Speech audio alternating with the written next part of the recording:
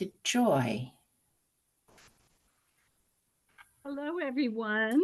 I'm Joy Harris from Joy Can Help. And like Shelley, I allow people to define success however they choose to define it. So I work with busy professionals and I meet them at the intersection of personal development and professional development. So I work on helping people build their confidence and also reduce their stress. I have a big background in stress management, and I found that those two things go hand in hand. When you have more confidence, it's easier to reduce your stress. And when you reduce your stress, you tend to have more confidence. So I'm in Cincinnati, Ohio, but I work globally because my practice is virtual online. And I'd like to hear more from Jack Ruddy. Okay, Joy, thank you so much. I just got in the room, so I'm a little bit late. I'm assuming this little check-in we're doing now is a 60-second pitch on our business. Is that right? Yeah, and it's to tell something really embarrassing about yourself. David, only you would think of that. Well, I missed the intro to that, so I might not be ready. My business is that I'm a business coach. I work, I'm starting to find that my niche market is small companies that are anywhere from 30 to 100 employees, where the owner or CEO might be stuck in the area of growth. Where they become flat. So my model is what's working, what's not working, what's missing, what's next. Those are the four pieces of my model, using assessments and toolkits and all those things that us coaches out there work with to find the right formula for the individual, the leader, the team to move to the next level. As far as anything embarrassing about me, let's see. Well, what can I tell you?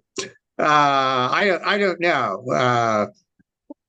I got a flat tire yesterday on a bike ride with 7 people, and I didn't have the right Allen wrench to take off the back wheel to fix the flat, and I had to catch a bus to get home because I didn't have the right tool in my toolkit bag behind my seat in my bike to fix my own flat tire.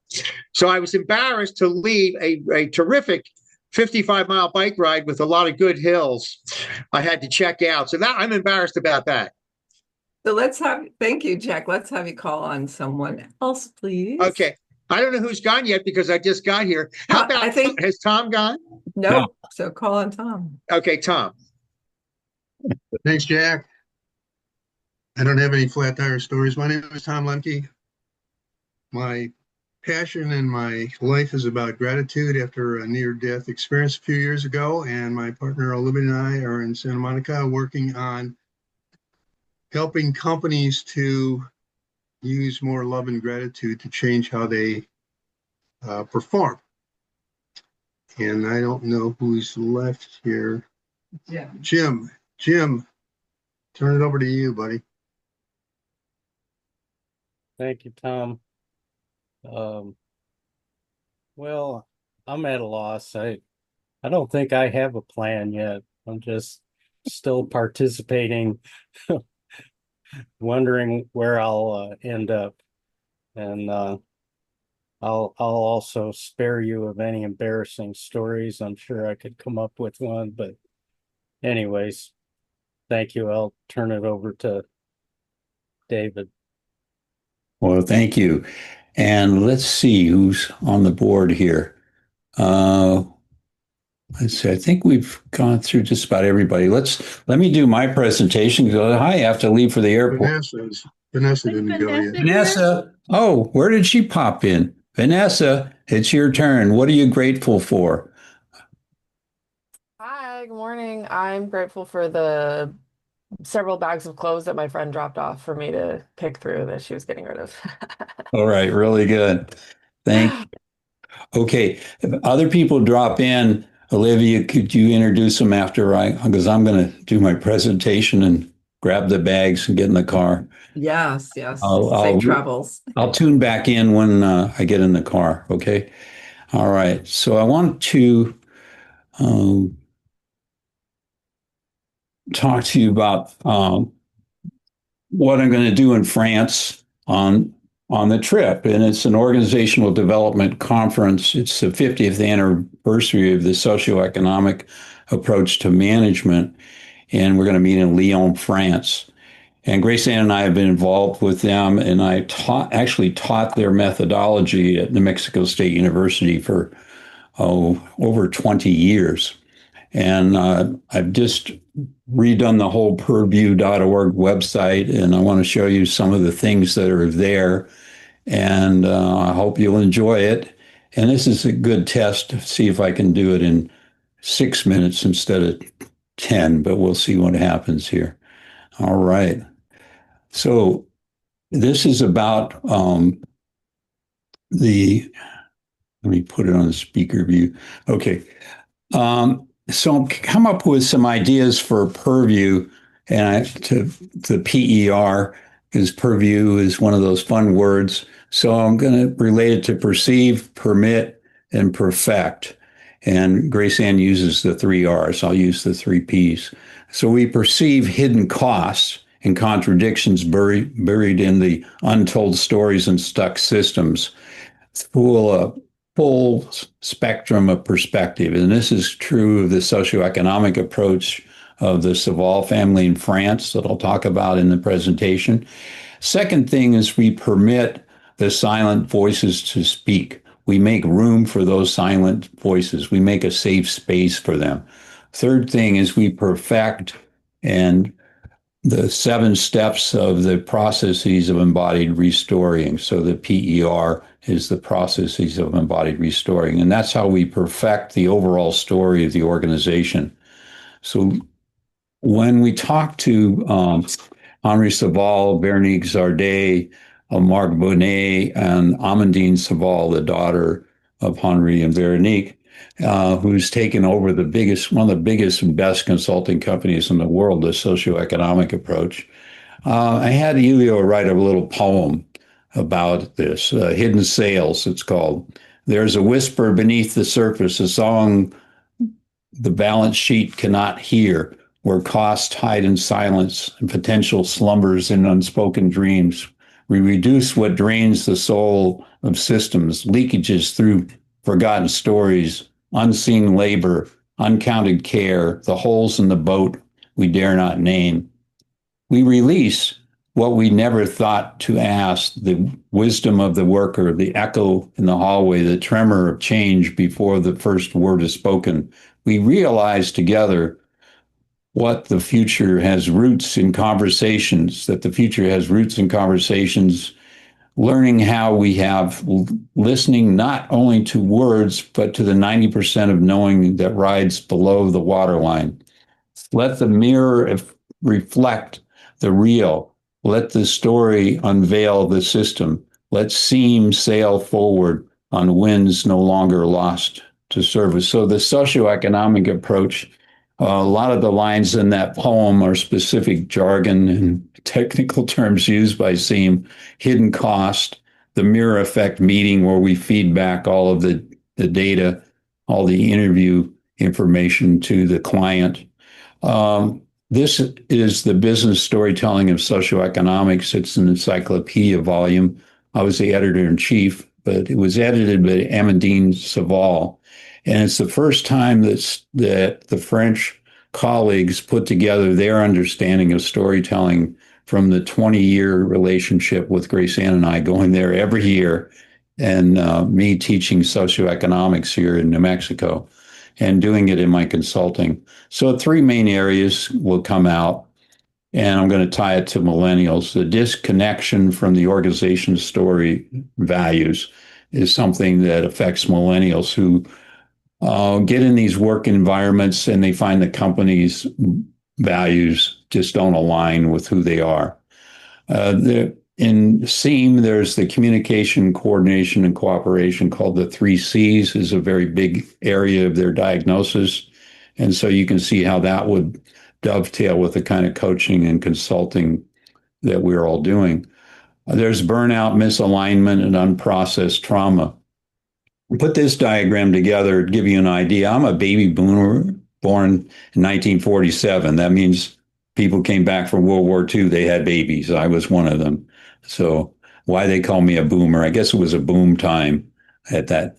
Then Gen X, some of my children are Gen X, born between 65 and 80. I want to talk about the millennials here today. They're 70% of the workforce globally. That means in most companies, you're going to find 70% of the people are millennials, and they're exactly the people that aren't being served by today's corporate cultures. Now, in a few years, the alphas will take over that 70%. And a few years after that, the betas will take it over. And they each have their own identities. For example, Gen X didn't always have cell phones. Millennials mostly had cell phones. Alphas not only have cell phones, they've seen people fly in space from different corporations, etc. The betas, well, they're kind of the little purple dragons. We don't know what they're going to be yet, but they're going to have their own identity for sure. Hidden costs in the SEAM approach are 50% of the costs that don't appear on your accounting statements. That means managers, executives are making decisions. They don't even know what the hell they're doing because they don't have the right cost structures to base their decisions on. So we're proposing that SEAM, in what their Cloverleaf, I'll show you in a second, does the 7 steps of purview that you all know, and that this will get better economic impact because right now it's over $1 trillion just for turnover of all the generations, but specifically to millennials, it's $30.5 billion annually just in the United States. There's also replacement costs that are 50 to 200% for each employee. There's a loss of productivity for 6 to 9 months as people go through retraining, and there's a genuine problem with morale and engagement. One of the things that we've studied, when I say we, Olivia and Tom, myself, and I think Vanessa as well, have studied this notion of what I call the story filter. A story filter, it means all of existence gets filtered into our stories, all right? And on the right-hand side, I've drawn a picture with the help of my AI of a story filter. Now, unconscious mind takes in 11 million bits of sensory information to manage our blood flow, our nervous system, our breathing, essential things like that, you know? But the story filter, our conscious mind, will only get about 50 bits out of those 11 million. That's not a lot. That means 99.9% of the sensory information around us at a conscious, unconscious level is filtered out. Now, what does storytelling do? It makes up shit. It makes up stuff and fills in the blank with bias and all kinds of information that's not really checked out. And what are stories anyway that we might interview people about? Look on the left. 10% of the stories are words, gestures, tonalities, body language that we can perceive. But 90% is buried beneath in the unconscious. Now, SEAM, if you've never seen SEAM before, it's always a 4-leaf clover, the diagnostic, where they look at the 6 areas: work conditions, work organizations, the 3 C's: communication, coordination, cooperation, time management, integration, training, strategic implementation. So I propose in my consulting with Grace Ann, we spend 6 weeks just listening on those 6 areas. And we also listen about the structures and behaviors. We take copious notes. We look at things like absenteeism, injury, personnel turnover, as I've talked about, productivity, quality, etc. And we implement that every day in our notes, and it goes into a computer. And then after 6 weeks, we have a meeting with the boss, the board of directors, executives, and we tell them, hey, it's costing you hundreds, if not millions of dollars by your not being aware of what's going on at the sub-level. The diagram on the right is a tree representation. Like 10% of our storytelling is above ground, what we can hear in the words, see in the gestures, okay? But 90% is deep at a subconscious level in NLP, neuro-linguistic programming. We look at inner critics, unloved inner child, our unloved inner ego, and all of that clouds our intuitive, authentic, true storytelling stuff. So by unclouding it, we get more productive people. That's the bottom line. On the left side are technical terms used by the socioeconomic group in France and around the world, because they're in South Africa, they're in South America, Central America, Canada, um, and they could be bigger here in the United States. But they have three pillars. Cognitive interactivity means everybody has a different way of thinking. Contradictory subjectivity, because we use story filters, it's all very subjective, not really pinned down. And we have generic contingency. We don't filter in ways that allows us to understand all the contingencies involved. Now, I'm most known for this play called Tomorrowland that I adapted to an analysis of the Disney Corporation. And I found out that Disney, this is not Disney, but it's kind of a mansion in which the play is done about Tomorrowland. Anyway, it was in an Academy of Management journal. So it was a big hit for me, built my career. I got a little drawing here on the right that students did for me. It shows that people are in different rooms. You can't be in all the rooms at one time. It's physically impossible. That's why it's stupid to think that an organization has one story in one room that everybody understands in the whole organization, because it's not possible. And then you add into that the story filters filtering it out anyway.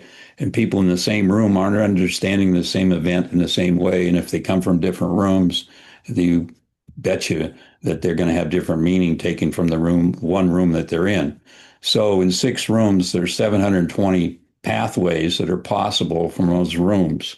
That means the pathway matrix is very complex. In any large organization, and most organizations have more than 6 rooms with things going on in more than 6 rooms at the same time. You take a Disney Corporation, they're on several continents, several buildings in each of those continents, and the storytelling is tremendously complex if you try to understand it.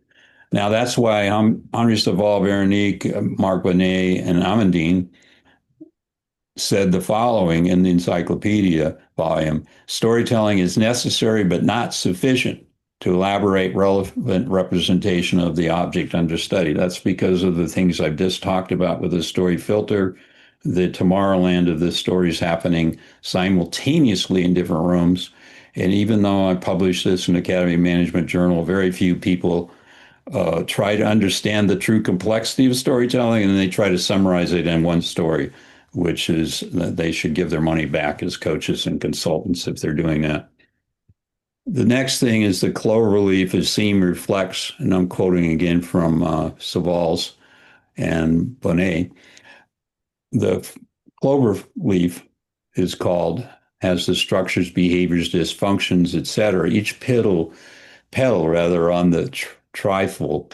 I don't even know if you called it trefoil, trefoil. Any technical terms they use in French, along with tetrahedron, some axes that you can find on the website. But they analyze every bit of this, I'm saying, for 6 weeks. Then they have a meeting with the executives and board of directors saying, these are the costs, these are the untapped revenues, this is what you can do about it. And if you spend X dollars on our consulting approach, we will get net you back this, guaranteed. Now, nobody does that in organization consulting and coaching. They don't say, this is the amount of money that you're losing, this is the amount of money you can gain by implementing. Instead, it's a lot of woo-woo Post-it notes and flip charts. It's essentially not very fun. Now, you see that word data? Go back and look at it again. Data means data that's subjective in French. So it's not a word you find in English language. So 50% of all costs are hidden from accounting reports. I just reemphasize that. And another 40% of that 50%, I think mostly, is in the line below the blue wave. It's down there, unearthed, and we need to dig to get it. That's why I recommend doing 6 weeks of analysis.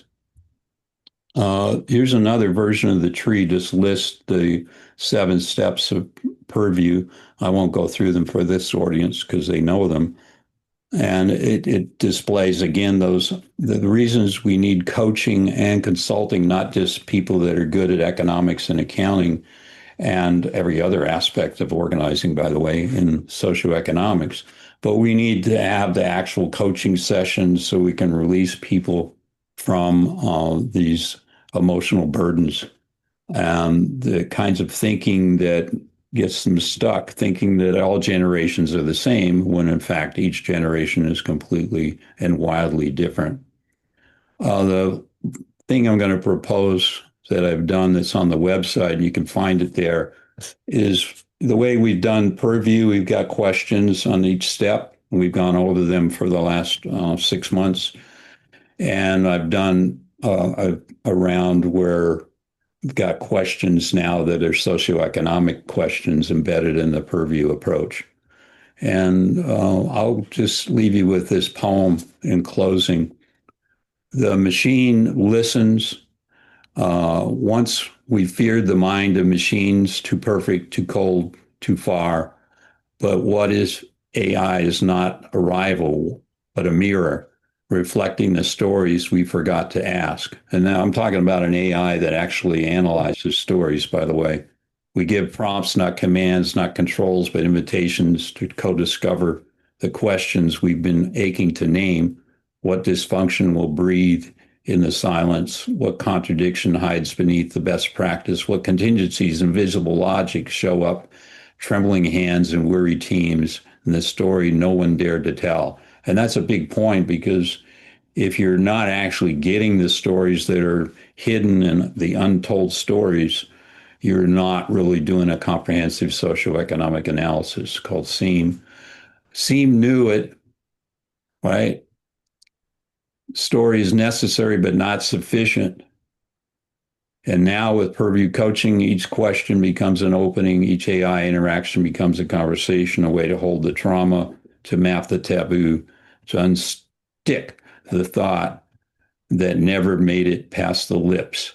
This is not automation. This is co-creation. Together we code a new grammar where the avatar bows, the human voice rises, unfiltered, unburdened, unfolding. So that concludes my presentation. I hope I didn't rush it too much, but yeah. So Grace Ann, I can hear footsteps approaching any second now. Hey, David, are you going to be on, do you think, at the end, or do you want to make me host? I already made you host. Oh. Well, yeah, I'm a pretty big planner. Yeah, that was like in a snapshot, like 25, 30 years of my life, to bring together accounting, cost accounting, right? And economics with an understanding of coaching and consulting. So I don't know of anybody doing that out there other than the French group. I mean, if you're doing that, tell me now so I can congratulate you. But I think it opens up a huge door for coaching and consulting to have real questions we can ask about a socioeconomic perspective and actually listening. And we don't have to do much. We just say, tell me about the working conditions. Tell me about the work organization. Tell me about communication, coordination, cooperation. Tell me about who gets the training and who doesn't. You know what? Most people, most organizations, the people are getting the wrong training for the wrong purpose, and the people needing the training aren't getting the training, you know? So it's a pretty simple consulting approach when you break it down. And then timing, if we could understand the timing of what they're doing, that's a big plus. And if we look at strategic implementation, and Jack mentioned small companies, all this consulting I've done to small companies, those owners are not doing strategy because they're trying to save pennies doing the work of some clerk that they could get that paid for $12 an hour. And instead, they have no strategic plan because they're trying to save that $12 an hour, and they're losing $10,000 a month by doing that behavior. So it's a matter of re-scripting their behavior so it aligns with their purpose and their opportunity. And if the working conditions are designed by, God forbid, baby boomers like myself. It's not going to be suitable for Gen X, Gen Y, millennials, Gen Z, the alphas and the betas to come. You know what I'm saying? So I think it's a huge thing. Jack, go ahead. I see your hand up. Thank you very much. I wanted to ask you, I don't know whether this is appropriate or not, but during those first 6 weeks, when you and Grace Ann are doing all that data collecting and analyzing, now, are you paid for that time, or is that the beginning of where you get ready for the proposal of what they really need to take on? Yes, we get paid. And yes, there's a proposal, and it happens at the end of the 6 weeks, but it's the kind of proposal where you can say, look, this is in the next 12 weeks, this is the amount of money we think you can start making. Yeah. One more question. One more question. Given the fluidity of the employment marketplace, like our grandfathers worked for one company, our fathers maybe had two jobs, right? And we, in our generation, and you and I are close to the same age, in our generation, we maybe had 5 to 8 jobs. Given the macro relationship of the fluidity of employees, have you factored in the millennial dynamics that you're quoting about the millennials don't stay? Are you factoring in the change in the employment marketplace in terms of the natural new normal of people having 5, 6, 8 jobs that are in the millennial age bracket right now? Yeah, I haven't factored it in enough, but what I've noticed is, yes, there's a lot of turnover in millennials. But blaming the millennials might be part of the problem, because if we can say that there's a cultural milieu that's suitable for millennials and that we could help build that, we can save companies, universities, hospitals, government agencies, all kinds of cash. It's not about the cash, but it's about meaningful work that people can identify with. Millennials, my understanding, and working with a few of them that we have in our group, is that they want meaningful work. They want they don't want to do like is happening to our friend George Mendoza. Some outfit is stealing mortgages of blind people across the United States, filing for their homes to take their home out from under them. That's happening to our good friend George Mendoza right now. I think no millennial would work there. I hope nobody from X, Y, Z, or a boomer would work for a company like that. And when I find out their name, I am going to post it on every social media thing, because this happened to George Mendoza about 5 years ago. And this lawyer was a Jewish lawyer in a synagogue here, and I didn't find out about it until after the fact. If that's the same guy, I'm going to that synagogue, I'm going to raise my hand, I'm going to say, sir, how can you be in the house of God and take this blind man's house away from him?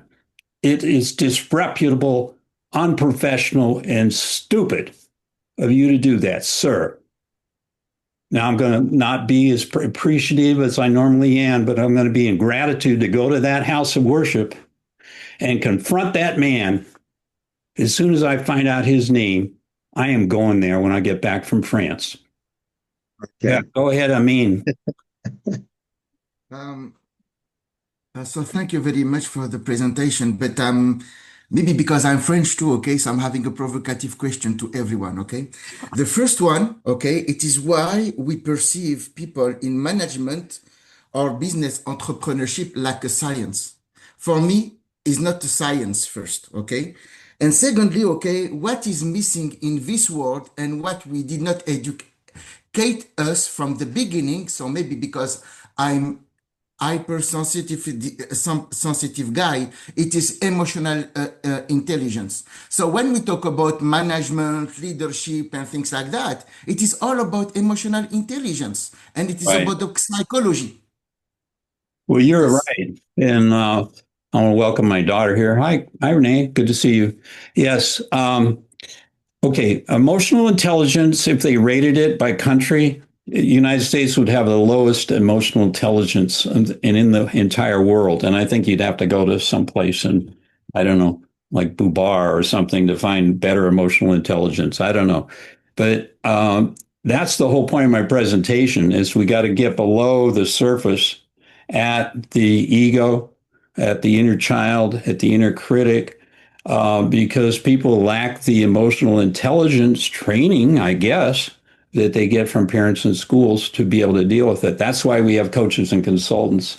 And I think you make a very excellent point, and you're preparing me for France, where critics will stand up in the audience and shout when you present. And I'm going to go to that demonstration too, maybe. I don't know. There's always a demonstration to go to if the trains actually run in France, which like 9 out of 10 times the trains will stop. You got to take a bus because there's a strike. But anyway, vive la France. Olivia. Yeah, thank you. I love this, the way you put this together. I just can't wait to dig into it more. I'm curious of the leaders, when you present the information you've learned, how much of the leadership team is willing to go along with it? I'm imagining there's some interpersonal work that happens. I think you're right. And I think that's why we need coaches and consultants to do the interpersonal work. I think right now, socioeconomic group, after I'm saying 6 weeks for us, it could be longer or shorter when the French do it. But it's you have meetings, one with the board of directors, one with the executive group, another with management, another with people who participate. So there might be 4 different meetings. They're called mirror effect. And what they're mirroring back is they'll say, okay, this is what the technical staff is saying. They'll have direct quotes. And then they'll say, this is how frequently this problem is happening. And if you cost it out accounting wise, this is what it's costing your firm to maintain that problem and not deal with it. And then they'll put it into financial terms over the quarter, over the year, over the next decade. This is how many millions of dollars that one problem is resulting for your company. So they get a very big reality shock. And it's something that's data driven and data driven. So data, I mean, it's got actual stories put on the screen. It's got actual numbers put there and done in an accounting, economic fashion. You know what I mean? And it's what they call quality metric, which is the triplet of the qualitative story data, the quantification, like how frequently these things happen, and the financial analysis. So you're hitting it with a lot of stuff at once, and nobody can sit there and say, well, this is what people are saying. No, it's not what people are saying. It's people are saying it times 100, and it equals this amount of money that you're losing, or and it's the revenue that's untapped. And what it all boils down to is human potential. It's a lack of understanding that when you generate human potential in an organization, you not only lower costs, you increase productivity, you increase quality, you increase commitment, you decrease turnover. This is a basic paradigm shift in organizational development and change. But org development and change usually only presents the subjective stuff and a few bubbles with arrows between them, and doesn't get into the nitty gritty. That's why Henry Saval is a legend, because he's an economist, accountant turned OD professional. And we're going to his 50th year anniversary this week and celebrate that. That's so exciting. I'm curious if in the work you've done around this, have you had times where leaders just leave or quit or get fired because they're not willing to make the changes? Is that common? Of course. I mean, the egos are big, and I think the higher up you go in the organization, the bigger the ego. I don't know. It's just a theory. So I would say yes. But then the thing about my socioeconomic colleagues, they never downsize an organization. They never go in and lay off people to meet the quarterly budget. They think that that's short-term thinking, not financially viable. And instead, what they'll do is reassign people. They kick off, depending on the size of an organization, a small one, say 10 diagnosis, project, implementation, evaluation groups to implement changes. But in a large company, it could be 100 of them that are distributed out. globally. And so those changes are to reduce costs, increase income potential, increase quality, increase productivity. And that sounds kind of mundane, but you're doing it with a level of participation and democracy unseen in the United States, you know. Hey, Vanessa, go for it. Yeah, I just keep thinking about just the general idea of people being service to self or service to the whole. And I'm wondering like these corporations or businesses that aren't doing well in this context are more service to self, like more of a selfish mission than like a service to humanity. I think so. From my experience, obviously there's exceptions. I mean, I'm a baby boomer who likes the environment and likes democracy at work and things like that. So there are exceptions, but for a lot of my life, in I was rather authoritarian, you know, and it took me a lot of comeuppance to get beat into me that, you know, participation counts, listening counts, emotional intelligence counts. My friend Tojo Tachinkari wrote a book about emotional intelligence, like is very important.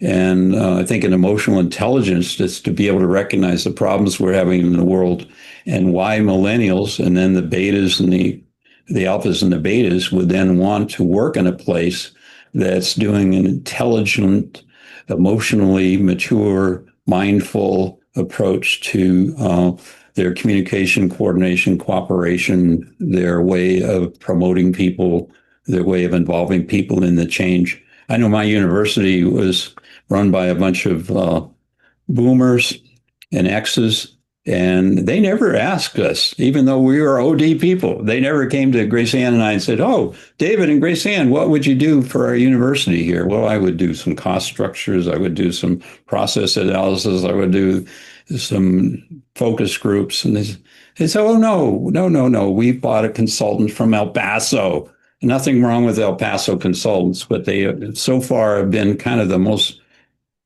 awful creatures that ever walked the planet. So, but nothing wrong with them. Anyway, so I think at this point, I want to just reiterate that we're trying to work with people in Purview to help us get to an understanding. And I want to pull up a Jim Rogers thing here. Because it demonstrates what we can do if we put our mind to it together. Okay. All right. I'm just going to do this one thing for Jim Rogers and then we'll go. Okay. So let's see. Am I looking at, you should be seeing the Jim Rogers screen. So what we've done together with AI is pulled together from another website all of his photos that were up there, organized them by category. These are fireworks. Here we have some different kinds of things and some art here. I can't even identify it, Jim. You're going to have to come in here and send me the descriptions of some of these fabulous art pieces. And we're also going to have Siggy works with us with video to film Jim. It'll be the first time his face is on camera, except for today. And we're going to film him doing this great metal plating, the great work he does in, I don't know, I'll call it composites photography. And for the average person, they're not going to know what that is, composite photography or metal plating. They think they can only go to Walmart and get something printed or Walgreens or whatever it is, you know. But Jim is in a number of galleries, and I think his business can really take off in major ways because he has productivity and quality. What he lacks is marketing. You know, and all the people here can help him with that. So what we do at Purview is we pitch in, do joint ventures. So we're doing joint ventures with George Mendoza to get him out speaking. We've had special coaches in here to work with George to get him in touch with his patrons, many of whom are billionaires. But that doesn't translate because a billionaire buys a painting into a line of income for George so that he can keep his house and not have some sleazebag take his house out from under him because we're born in the boomer generation and they think you just exploit everybody as much as you can to get as much as you can from anybody you can, even somebody that's legally blind. So I'm going to go now after those wonderful thoughts of gratitude for George and for Jim. I got to go, but have a wonderful session. Safe travels. We'll see you from the Thank you, car, David. right? Yeah, I hope so.